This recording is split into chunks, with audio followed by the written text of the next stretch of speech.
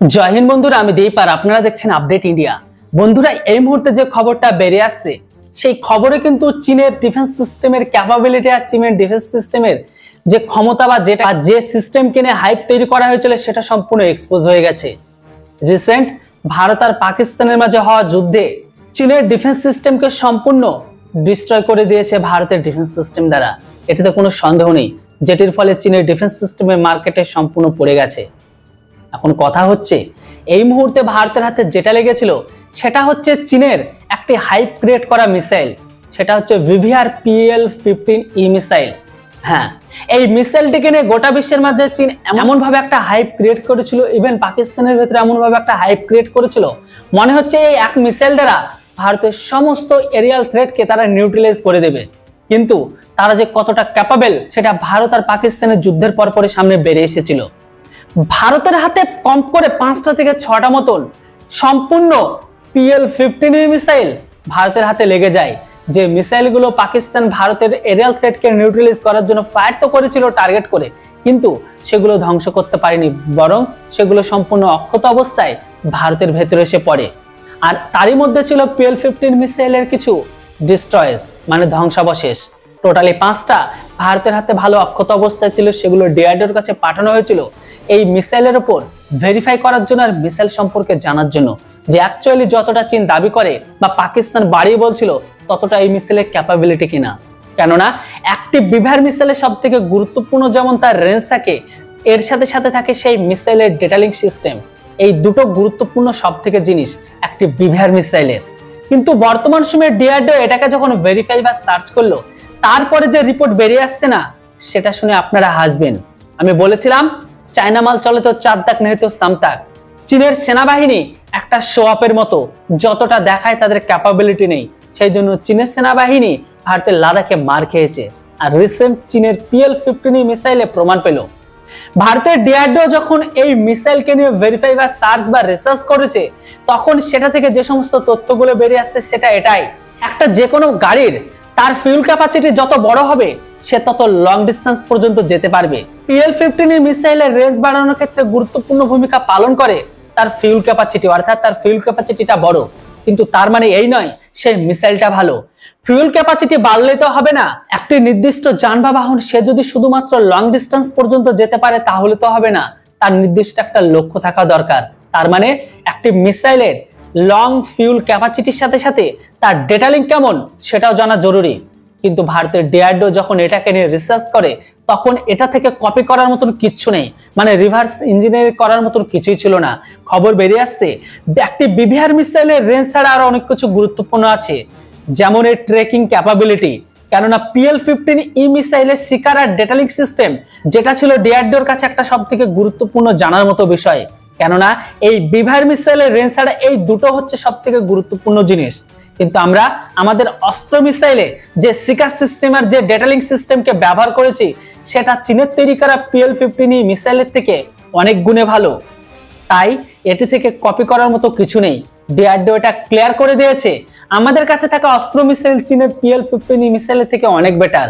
চীনের PL-15E missile শুধুমাত্র বেশি দূরত্ব পর্যন্ত এই কারণে মারতে সক্ষম, কেননা সেটিতে যে ফিউল ক্যাপাসিটি সেটা বড় আছে, কিন্তু এর ডেটালিং সিস্টেম আর যে শিকার সেটা একদম ঘাটিয়া, মানে আমাদের অস্ত্র মিসাইলের থেকেও কমা।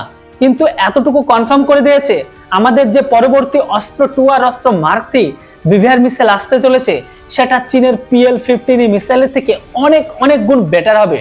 যাই হোক বন্ধুরা, এই মুহূর্তে ভারতের হাতে 5টা অক্ষত অবস্থায় চীনের PL-15E মিসাইল লেগে গেছে, যেটাকে নিয়ে এই মুহূর্তে ভাবনা চিন্তা হচ্ছিল যে এই মিসাইলের ভেতরে কি আছে আর কেনই বা চীন এটাকে নিয়ে হাইপ ক্রিয়েট করেছিল। যেমনটা দেখানো যেমনটা বলা, চীনের মালের সাথে কোনো মাল নেই। চীনের কথা বলার সাথে আর চীনের দেখানোর মধ্যে কোনো মিল নেই। যাই হোক, এই মুহূর্তে পশ্চিমা বিশ্ব থেকে ভারতের উপর একটা প্রেশার আসতে ক্রিয়েট হয়েছে চীনের ডিফেন্স সিস্টেমকে নিয়ে, যে অ্যাকচুয়ালি চীনের ডিফেন্স সিস্টেমের ক্যাপাবিলিটি কেমন, আদৌ সেই সমস্ত ডিফেন্স সিস্টেমগুলো যতটা চীন দাবি করে ততটা কার্যকর কিনা। আর আপনারা দেখেছেন চীনা ডিফেন্স সিস্টেম সম্পূর্ণ ফেলিওর ভারতের মিসাইলের সামনে। যেটাই হোক, আপনাদের মনের ভেতরে একটা প্রশ্ন ছিল চীনের PL-15E মিসাইলে কতটা ভালো। যদি এতটাই ভালো হতো তাহলে ভারতের ভেতরে অক্ষত অবস্থায় 4টে থেকে 5টা কখনো পাওয়া যেত না। একটা বেকার একটা মিসাইল। যাক, ভিডিও দেখে যদি আপনাদের ভালো লাগে তাহলে অবশ্যই কমেন্ট বক্সে লিখে জানান। চীনের PL-15 মিসাইল সম্পর্কে আপনাদের মতামত কেউ লিখে জানাতে ভুলবেন না। प्रेस कॉन्फ्रेंस शुरू होने के ठीक पहले राष्ट्रकवि रामधारी सिंह दिनकर की जो कृष्ण की चेतावनी है उन पंक्तियों को सामने रखा गया और कहा गया कि याचना नहीं व्रण होगा, जीवन जय या मरण होगा।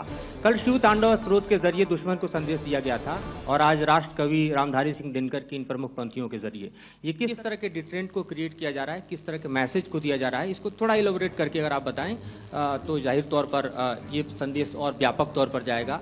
और एक छोटा सा सवाल मेरा यह है कि ड्रोन अटैक को लेकर जो बातें सामने निकल कर आई हैं, एक बहुत हाइप क्रिएट था टर्किश ड्रोन को लेकर, TB2 और उसके तमाम ड्रोन को लेकर। ऐसा लगता है कि वो हाइप और ओवररेटेड ड्रोन जो है वो भारत में धराशायी हो गया, एक मैसेज दुनिया को चला गया कि अब हाइब्रिड वॉरफेयर में इसकी औकात नहीं बची है। Okay, all right, okay, thank you. आपने क्या नाम बताया अपना और किस एजेंसी से हैं? News nation. बहुत अच्छा लगा आपकी हिंदी सुनकर और हिंदी कविता सुनकर। तो मेरे कलीग ने अभी बताया, आई थिंक आई मेंशन्ड येहा to be Chinese origin. I would like to correct myself. Yeha drones are of Turkish origin. So that comes to your question. All right. चूँकि आपने शुरू किया श्री रामधारी सिंह दिनकर जी की कविता से, हमारे राष्ट्र कवि रहे हैं, और क्या संदेश दिया जा रहा है, तो मैं बस आपको रामचरितमानस की एक कुछ पंक्ति याद दिलाऊंगा, आप समझ जाएंगे। तो याद कीजिए वो पंक्ति जो है,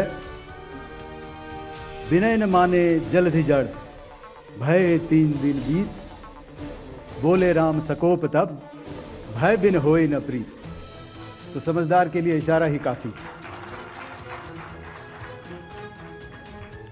और जहाँ तक ये ड्रोन, टर्किश ड्रोन्स का सवाल है, आपने देखा किस तरह के रेकेज यहाँ पे फोटोग्राफ्स हमने दिखाए हैं, चाहे वो टर्किश ड्रोन्स हो या और कहीं के भी ड्रोन्स हो। हमारे काउंटर यूएस सिस्टम्स, हमारे ट्रेन एयर डिफेंस ऑपरेटर्स पूरी तरह सक्षम हैं, और हमारी देश की जो इंडिजिनस कैपेबिलिटी है काउंटर यूएस के लिए, उसने दिखा दिया है कि चाहे किसी भी तरह की टेक्नोलॉजी आ जाए, हम उसको काउंटर करने के लिए तैयार हैं। और मुझे बोलने की ज़्यादा ज़रूरत नहीं है, आपने खुद ही अपनी आंखों से देखा है हमने इनका क्या हासिल। Thanks for watching. जय हिंद, वंदे मातरम।